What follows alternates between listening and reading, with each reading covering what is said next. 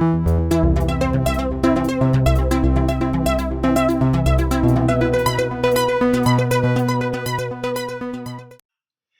la gang, mon nom est Yannick, propriétaire de Artian, entreprise de airbrush où je l'enseigne depuis déjà au-delà de 15 ans. J'ai décidé de faire des capsules parce que plusieurs personnes me l'ont demandé. Capsules qui vont être publiées et qui ont pour but de vous informer correctement sur le airbrush. Les bases, vous donner des petits trucs, des choses qui vont vous permettre d'y voir un peu plus clair dans tout ce melting pot-là. Donc, pour la première capsule, j'ai décidé de vous parler du airbrush en question, des accessoires de départ, de son environnement et ses besoins de travail, du compresseur. Donc, déjà là, on va démystifier pas mal la base, OK? Si vous avez un intérêt pour le airbrush, il faut bien vous équiper selon les besoins que vous avez.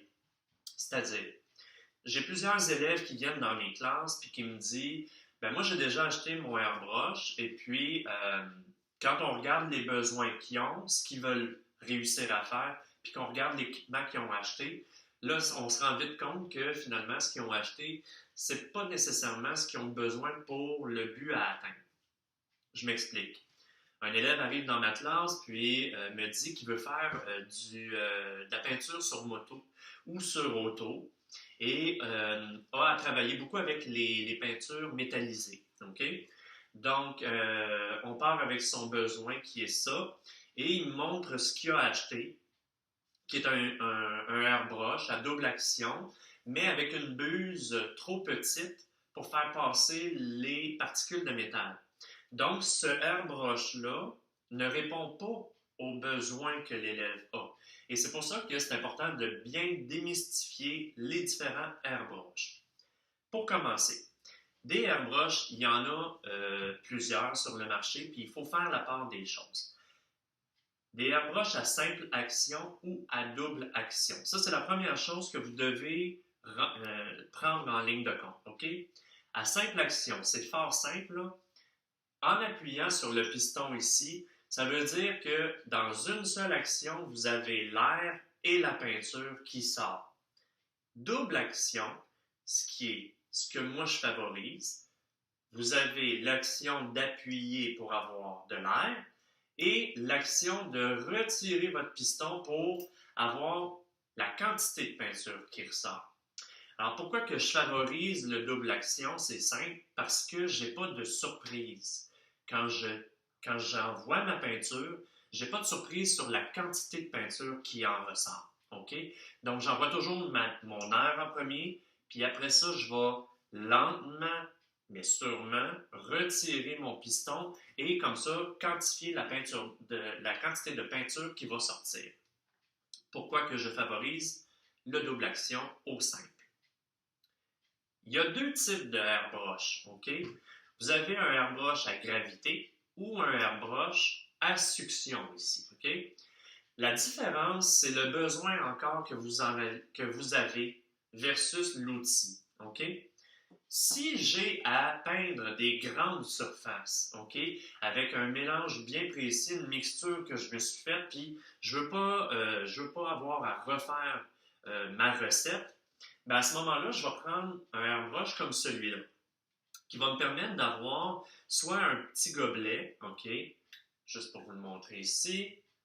Donc, soit un petit gobelet ici comme ça que je vais mettre, OK, qui va me permettre d'y aller pour des petites retouches. Ou sinon, si j'ai plus grand à couvrir, à ce moment-là, je vais y mettre un contenant qui contient beaucoup plus puis qui va me permettre d'avoir la même quantité de peinture et de faire l'ensemble de mon projet, qui là, en l'occurrence, serait une tank de moto, permettrait de faire l'ensemble de ma tank juste avec mon contenant ici.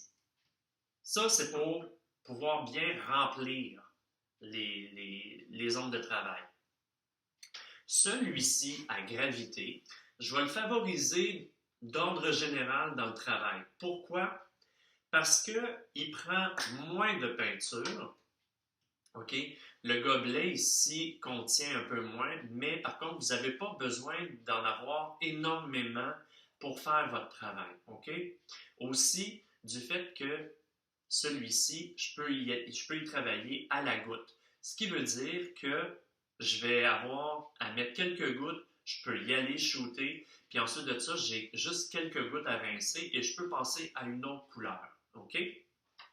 Souvent, ceux-là aussi vont être plus précis dans leur travail. Donc, ça va pour ça. Double action, à gravité, à succion. OK? Je favorise celui à gravité pour l'ampleur de son travail. OK? Et son nettoyage est plus facile. Donc, là, je viens de démystifier les deux grandes familles du airbrush. OK?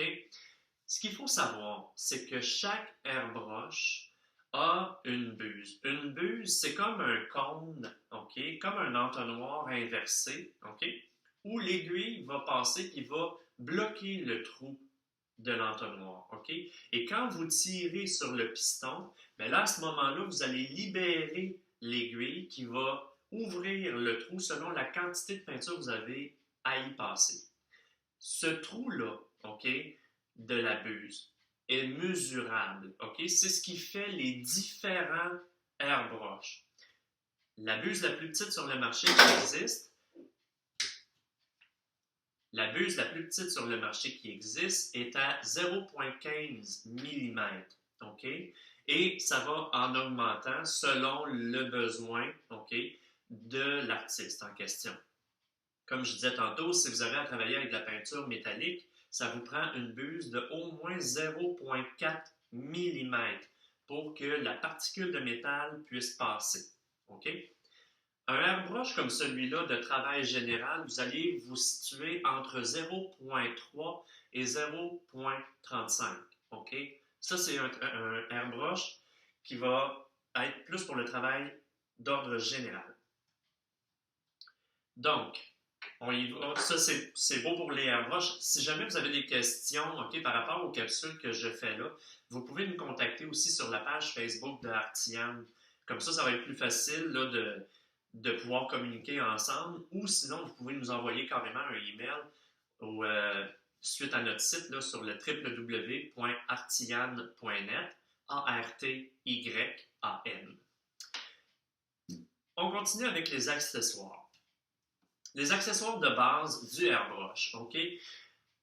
Quand je pars avec mon airbrush et que je monte mon kit, OK? J'ai besoin de tape. J'ai besoin d'X-Acto. J'ai besoin de tout ce qui peut me tomber sur la main qui va avoir rapport soit au grattage, à l'effaçage, aux textures,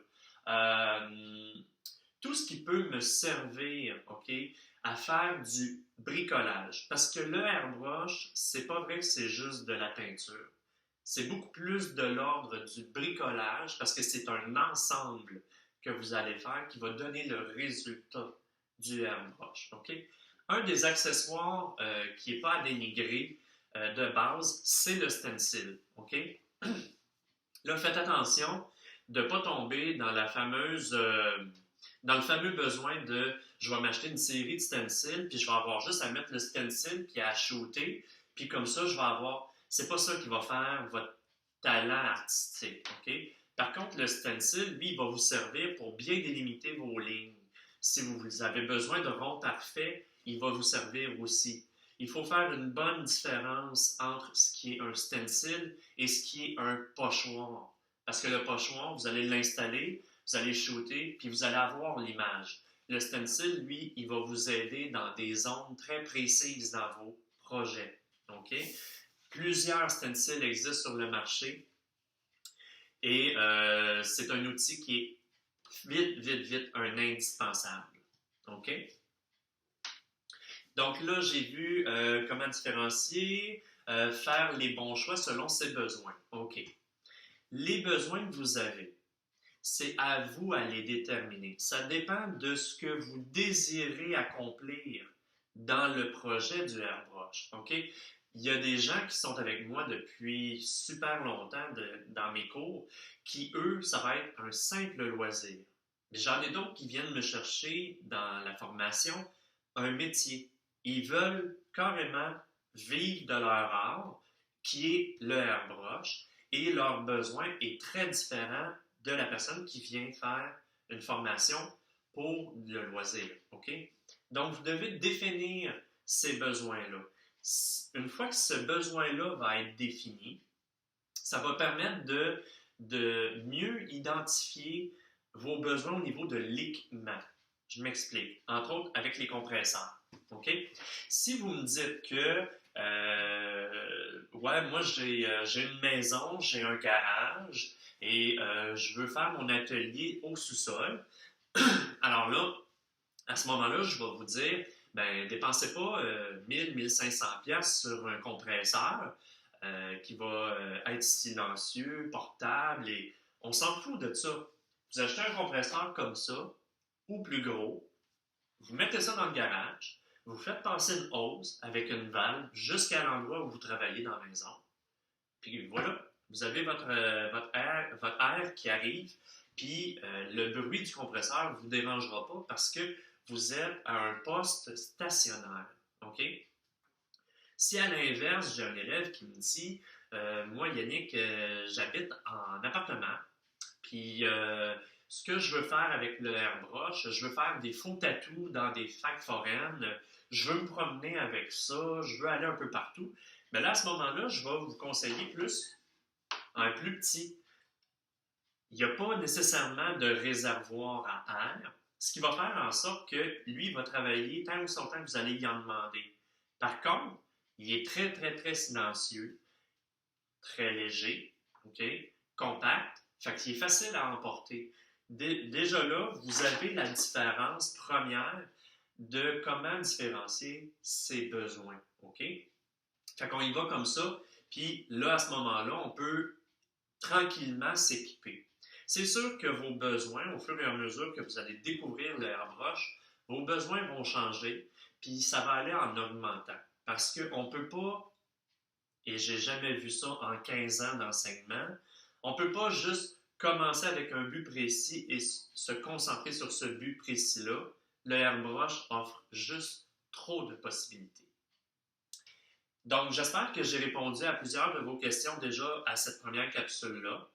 Vous pouvez nous suivre, comme je vous disais, sur la page Facebook de Artian ou consulter notre site internet au www.artian.net, A-R-T-Y-A-N.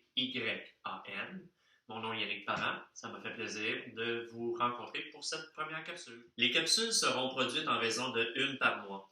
Comme ça, j'espère pouvoir réussir à répondre à plusieurs questions que les gens peuvent se poser. Et j'espère que vous allez pouvoir nous suivre comme ça dans nos nouveautés. Et qui sait, peut-être que vous allez venir nous rejoindre dans nos formations. J'espère avoir répondu à vos questions. Et si jamais il y a quoi que ce soit, contactez-nous, gênez-vous pas. Merci, salut.